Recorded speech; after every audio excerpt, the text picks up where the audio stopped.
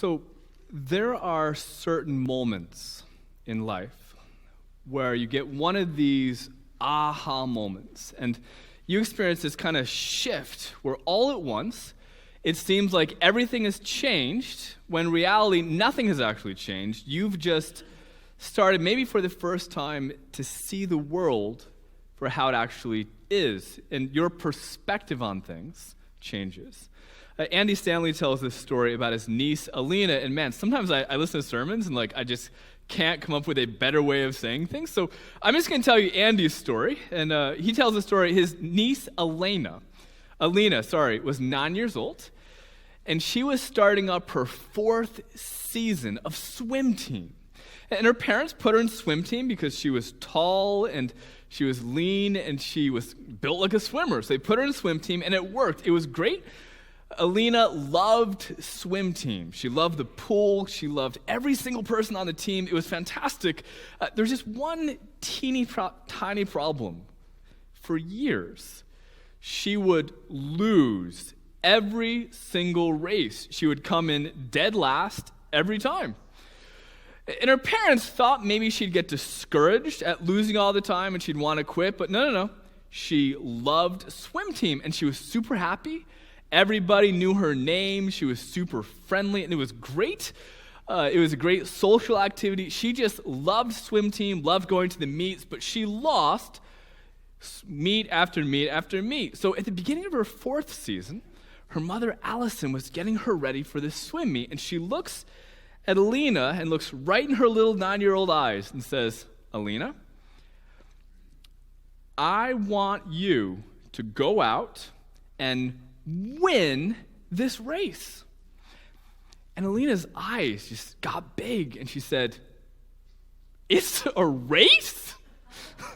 I thought we were here to meet people, because it's called a swim what? Meet, not a swim race." And they call them meet. I don't know why, but that's the sort of change that I want to talk about today. I mean, think about it. In a moment, for that 9-year-old girl, in a twinkling of an eye, from Alina's perspective, everything changed. And it made sense. The lanes made sense. The cheering crowds started to make sense. I mean, the fact that she was on a team started to make a little more sense. The fact that after swimming in the pool for a little bit, people were giving out medals and ribbons, that started to make sense, and everything changed when she understood her environment, or I should say, when she saw the world of swim meets for what they were. She began to behave differently. And it was amazing. She won that race and the next one, the one after that, and she actually ended up being the only one at her pool to go on to the next level, because she finally understood that it's a race. And every once in a while, we have moments like Alina's where we get to see the world a little differently. And in that moment, nothing actually changes except your perspective on things, and you start to see the world differently. You get to see the world as it actually is, not the way you've been thought perhaps to see it. Most of you have probably already had moments like this in your life, and you'll probably continue to have more moments like this. And what that means, and this isn't really just a Christian thing, it's just a thing. Every single one of us have views and perspective on things. Like Alina, we see things the way we see it, and our perspective might be wrong. And our perspective might actually hold us back. And part of being a Christian is what the Apostle Paul calls the renewing of the mind. It's learning to see life with a different perspective. Instead of our perspective, as Christians, we long to see God's perspective, which is why we spend so much time each week opening and learning from God's words, because we all get changes of perspective, and we are able to see marriage, money, politics, life, work, potential, anything you can think of. We read this book to see how God sees things. And if we could do that, we will start to do what God says. When we see as God sees, we Well, when we see things as they actually are, we are more inclined to do what God tells us to do. So today, we're going to look at one of my favorite stories in all the New Testament. I love this story. I've talked about this before. I love this story because it just has such strange twists and turns. But this morning has the potential. If you can see stuff, how God sees stuff, this might be one of those moments in your life where you're like, it's a race, really? Because we're going to see God's perspective on stuff. And when you see as God sees, you're more inclined to do as God tells us to. So open up your Bible. We're in the book of Luke, chapter 16. Let me just set up the context. So if you look at Luke 15, Jesus is teaching, and there's a crowd. And you imagine Jesus looks around. There's all sorts of people in this group. There's slaves. There's rich people. There's pagans. There's religious leaders who... And the religious leaders are standing there with their arms crossed, just waiting for Jesus to say something controversial. And Jesus looks out and he sees all sorts of people in this group. So in Luke 15, Jesus decides to help this group see things the way God does. And he starts teaching. You can see Luke 15. He starts teaching about how God views sinners. So he tells three stories: the story of the lost sheep, the story of the lost coin, and the story of the lost son. You may know the story of the prodigal son. And what he says, this is how God views sinners. There's people who are lost, and God loves them, even though they're far from God.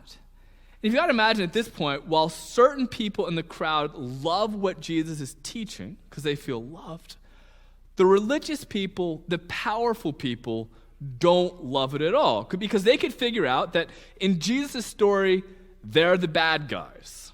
And you can almost imagine that they don't want to hear any more of this. They're starting to walk out, but Jesus isn't done with them.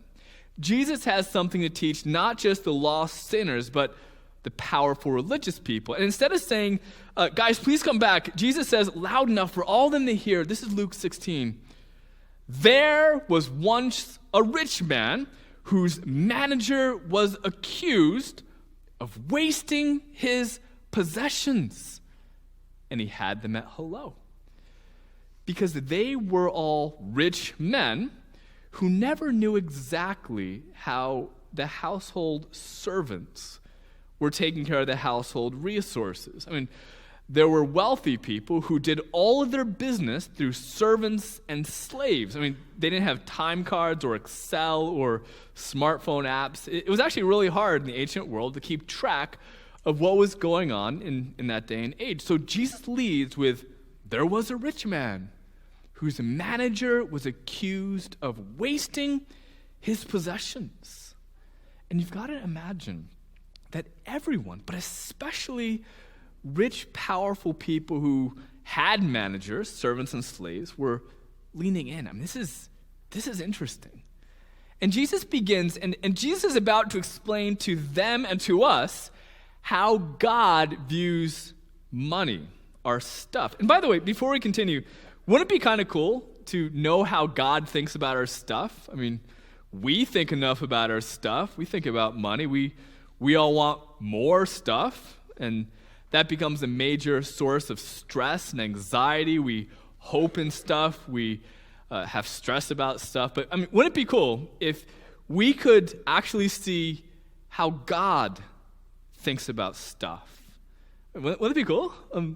I think it would. And a couple of you are nodding. Just a couple more of you can nod if that's okay. I'm excited about this because this has a potential to be like that swim meet moment where you're like, it's a race? That's how God views our stuff? Jesus is about to tell us, but he doesn't just go right out and say it because he wants people to stick around to the end of the story. So here's how the story goes. There's a rich man with a manager, verse 2. So he calls him in, and he asks, what is this that I hear about you? Give an account of your management because you cannot be my manager any longer. So apparently, this rich man has heard stuff about his manager. The guy who's taking care of all of his stuff, all the books, all of his money. something bad was going on. I don't know what it is. Maybe there's too many loose ends. Maybe he's being dishonest that we see later. But he calls the guy in the office and says, look, you're fired. Give me the books, give me the spreadsheets, and then you're out. So verse 3, the manager, this guy who's practically fired, about to lose his job, says to himself, oh man, what do I do? My master is taking away my job. And this isn't in here, but he's like, I'm an inside guy. Like, I work at a desk. I can use the number side of the keyboard really well, but I've got no calluses anywhere. I'm not strong enough to dig, and I am ashamed to beg. So what does he do? The money manager in the parable has a little bit of time and a little bit of opportunity to figure out what to do in the future. I'm going to say this again. This is not my line. This is Andy Stanley. The manager in this story has a little bit of time and a little bit of opportunity to figure out what he's going to do in the future. And then it dawns on him. This is verse 4. I got it. I know what I'll do now. And I added that word. It is helpful. I know what I'll do now so that when I lose my job here, in the future, people will welcome me into their houses. So he's got this idea. I know what I could do right now with my little bit of time and my little bit of opportunity to secure my future. And here's his plan. So he calls in each one of his master's debtors. So there are people who owe the master money, and the manager asks, well, he asks it first, how much do you owe my master? And this particular guy, apparently had done a decent amount of business, said, I owe your boss 900 gallons of olive oil. That's actually a lot. Apparently the boss was some sort of merchant. He dealt in, actual commodities. I'll keep reading. So the manager, so the guy managing this guy's stuff, who'd practically been fired already, tells the guy who owes his master money, the oil guy, look, take your bill, sit down quickly. See the word quickly? Quickly, because I don't have much time. Write down 450. In other words, take your massive bill, cut it in half. To which, oil is gold, people. This is a lot of stuff. You've got to imagine the oil guy looking at the manager going, seriously? You're going to cut this in half? Quickly, hurry. Write down half. Seriously? What? Thank you, manager, so much. Hey, if there's ever anything I can do for you, let me know. To which the manager must have thought, I will, and it will be sooner than you could imagine. Verse 7, then he asked the second guy, debtor, and how much do you owe? 1,000 bushels of wheat, he replied. So he told him, go take your bill and make it 800. You can imagine it. Let's go quickly write down, wow, thank you, seriously. If there's ever anything I can do, I know. we'll be in touch. I will let you know. And at this point, you got to imagine Jesus' audience. Think about the rich religious guys who are already really upset about the lost coin, lost sum, whatever. Now they're mad. They're thinking, look, if this was my manager, if this is my employee, the next part's going to be good. When the master finds out, he's going to string this guy up. He's going to throw him in debtor's prison. He's going to have to repay everything because what he gave away wasn't his to give away. He was managing the rich guy's stuff. And how dare you mismanage what wasn't yours to begin with? And you've just got to imagine, Jesus is speaking to a live audience, right? And you've got to imagine he could feel all the energy in the crowd. And I sort of imagine him smiling at this point because he knows how they saw everything, and he's about to teach them how God in heaven saw it. And it was different. So to everyone's shock, the very next thing out of Jesus' mouth is this. And the master commended the dishonest manager. And if you're rubbing your eyes like, did I forget what commended means? Like, commended means praised, complimented, congratulated, applauding, honor. I mean, the master commended the dishonest manager. Like, what? Why would the master commend this scoundrel? Like, was it because he was dishonest? No. Look what it says next. Because he had acted shrewdly. He had acted prudently. This guy had thought ahead and prepared for his future. He had a little bit of time and a little bit of opportunity, and instead of wasting it, he used it shrewdly.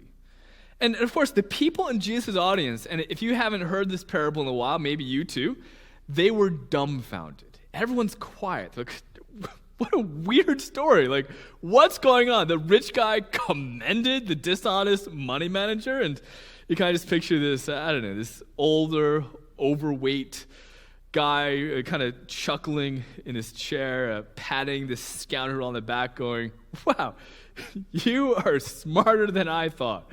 You are shrewd. You have secured your future at my expense. And at this point, as crazy as the story is, it's done. And Jesus pulls out, the story's done. And everybody is staring at Jesus going, what in the world? He has everyone's attention. And now Jesus starts to teach from the parable how God views every single dollar and cent, every single thing that we have that we call our own. Here's what Jesus says. For the people of this world are more shrewd in dealing with their own kind than are the people of the light. That makes sense, right? No. You all look a little confused. This doesn't seem super helpful. What is he saying here? Jesus is talking about the people of the world, people who believe that all there is to life is this life, people who think there's nothing in the future. And if you're there, if you don't believe in Christ or heaven or hell, like, welcome. I'm really glad you're here. Thank you for coming. Jesus actually says something really nice about you right now. He says, if you don't believe in heaven or hell, you will at least manage your stuff consistently, more shrewdly perhaps, than people who believe in there's life after death. And we'll see why in just a moment. Then he says, verse 9, I tell you, use worldly wealth, which, by the way, is a weird label, right? Like, worldly wealth versus what? Like, non-worldly wealth? Like, space wealth? What is that? He says, use your worldly wealth to gain friends for yourselves. Now, so that when that is the wealth, is gone, so in the future, you will be welcomed into eternal dwellings.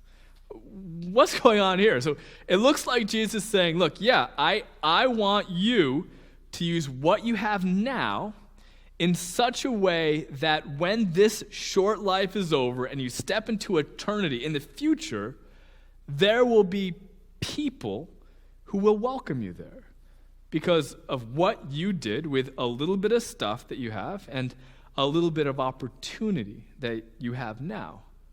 Wow. So, I mean, do you see it? God sees, this is how God sees stuff.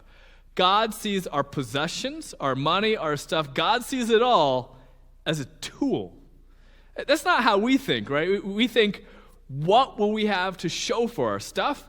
Jesus asks, who will you have to show for your little bit of stuff and your little bit of time that God's given you? And I think I have to stop at this point and just be super personal to the members and regular attenders here at Goshen, because when I read this, when I think about it, when I study this, I just can't help but think about those of you who have been so incredibly faithful in supporting this church. And you just have to look around. We've put up and we've maintained buildings. We've supported staff, programs, schools, missions work here and all over the world. And the reason why this church is able to show God's love to so many people in such a powerful way is that we understand exactly what Jesus is teaching here. You get this, right? You already understand how to make your temporary, here today, gone tomorrow stuff. You know how to turn that into something that changes lives forever.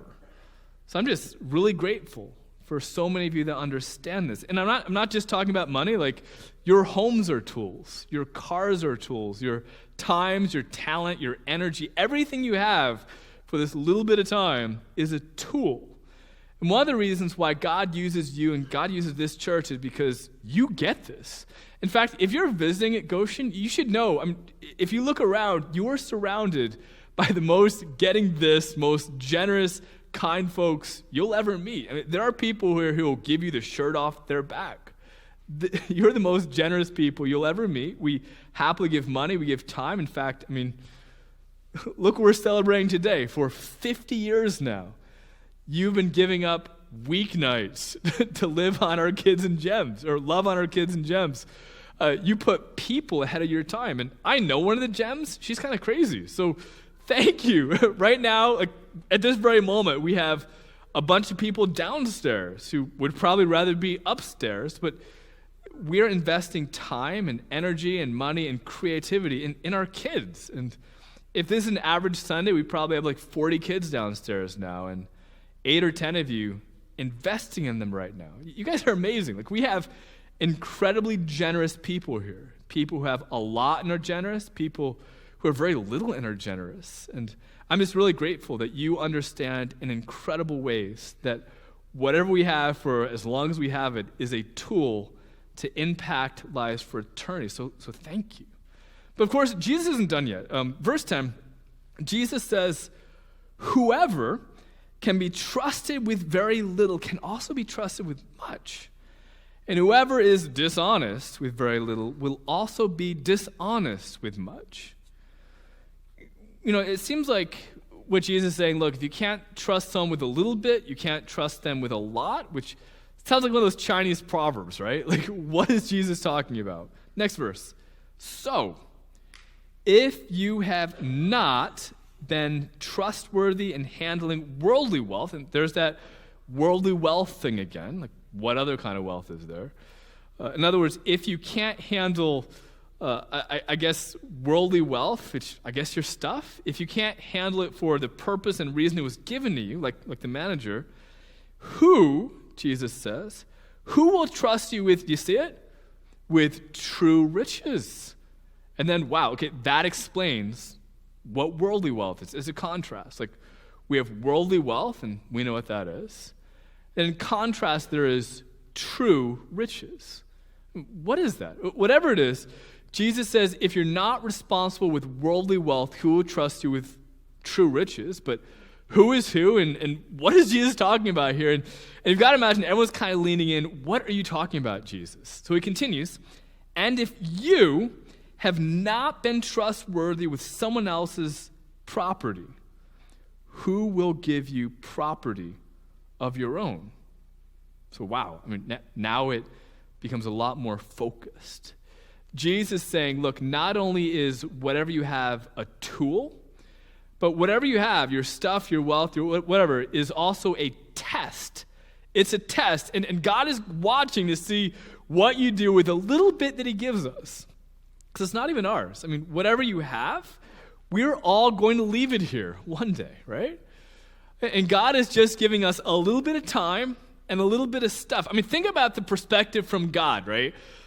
From God's perspective, no one has a lot. Like, the eternal God forever who created the universe. Compare that to us. Like, a little bitty us who live for 80 or 100 years, and we all have a little bit of time and a little bit of stuff. And from God's perspective, we all have a little bit for a really short amount of time, and it's a test. And we've all been given just a little bit to see how well we can manage it. That's how God views our money and our stuff and whatever else we have as a tool and a test. So we have to ask the question, and this is another quote, but here's a question. God sees money as a test, and here it is. How you manage what you assume is yours reflects your devotion to the one to whom it actually belongs. Let me read this again. how you manage what you assume is yours reflects your devotion to the one to whom it actually belongs. And this is actually a major theme in Jesus' ministry. He talks about this more than he talks about heaven or hell or salvation. And by the way, this isn't about salvation, but Jesus teaches over and over again that people who are faithful in what they've been given now will somehow be rewarded in the life to come. And even though Jesus talks about this, it's awkward to talk about, and it's uncomfortable because some of us, and I'm in this first category, some of us just don't think too much about managing stuff, and we don't care because we don't think that God actually cares about our stuff. And we're wrong. Some of us, though, we spend a lot of time, we're really, really good at managing stuff, and we really care because we think it's our stuff and it's for us, and we don't think God cares at all. And both groups are wrong. Jesus teaches that God actually cares about the little stuff, and that people who are good at managing what they have now will somehow be rewarded in the life to come. And then he ends by putting a massive fork in the road. He ends this by kind of getting in all of our faces. He demands that each and every one of us make a decision. Here's how he ends this. No one can serve two masters. Either you will hate the one and love the other, or you will be devoted to one and despise the other. You cannot serve both God and money. It seems like Jesus says there's something about our stuff. There's something about how we view it where we just can't compartmentalize it from God. Our stuff isn't just an add-on, like we can just put whatever we want, or all of our stuff in a compartment and say, look, I worship God, but like I've got my own time, I got my own talent, I got my own treasure, that's my own stuff. God, don't look at this. I mean, for Jesus, this is the deciding thing for lots of us. And what Jesus says here is that, this is provocative, right? It's possible for us to become slaves to our stuff. I mean, it's possible that you can put all your hope in riches, as Paul talked about. Your money or your stuff can force you into stress. It causes worries and fights, and there are lots and lots of people who put all their eggs in a basket of stuff to hope that it will make them happy and safe and secure. And it seems like Jesus says, if that's your God, if your life is ruled by stuff, you've made the choice to not be ruled by God. And by the way, if you don't believe in God or heaven or hell or any future, and if you are serving and hoping in stuff, I mean, at least you're consistent because you think this is all that matters. And Jesus kind of congratulates you a little bit. But if you believe in a future, if you believe in a God who is rewarder, that changes everything. It means that all of our stuff is a tool. Use it for the future. It also means that your stuff and how you manage it is a test. Will you use it to invest in the future, or will you just leave it all behind? That's the story Jesus tells about how God views our stuff. And I think if we could see how God views our stuff, it just might change everything about how we view it and how likely we are to do what God prompts us to do. So, Father in heaven, thank you for all of your blessings to us. Thank you that you are so faithful to us, that you are kind, that you, O God, are loving, and that you have provided for us. Father, thank you that we can hope, we could trust in you. Father, I pray that you would free those of us who are stressed, anxious, upset, in conflicts over stuff. I pray for those of us who need to get better at managing stuff. I pray that we would see our things as you see our things, that we would use it in a way that honors you. Father, thank you for this church. May we be ever mindful of your blessings to us. And may we love and bless others. I ask this in the name of Jesus.